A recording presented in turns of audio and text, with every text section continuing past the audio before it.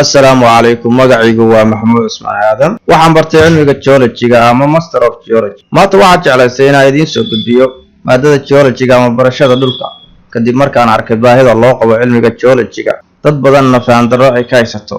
si gooni ah waxaan ugu talagalay dadka jecel inay bartaan cilmiga geology-ga ama cilmiga dhulka iyo kuwa baran doona mustaqbalka dhow ama kuwa hadda baran rabo waxaan uga hadlaynaa saddexdan qodob maanta waa maxay geology baaxad inta laga geology-ga leeyahay imisa ayaa loo khalqaybiyaa geology-ga waa maxay geology haddii mid ku horeeyo soo qabanno geology waa cilmi la xiriira qaab dhismeedka dhulka iyo waxyaabaha dhulka korkiisa saaran iyo taariikhooda ereyga geology-ga wuxuu ka kooban yahay laba erey geo iyo logi geo macnaheedu waxa weeye waa dhulkii logi waa science markaas ku qabatay waxa noqonayaan geology it means barashadii dhulka baaxadu leeyahay geology-ga waa cilmi practical u baahan wuxuuna muhiim u yahay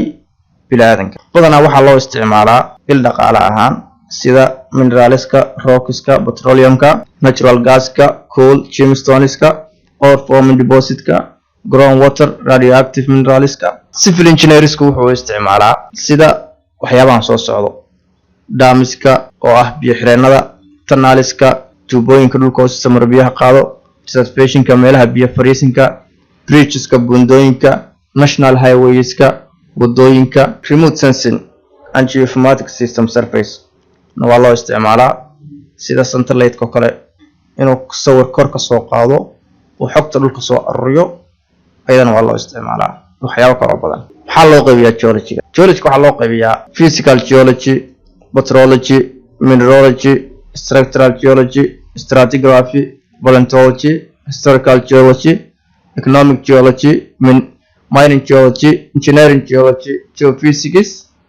and hydrology kuwana faahfaahsanna waxaa nagala socon doontaa casharada dambe soo socda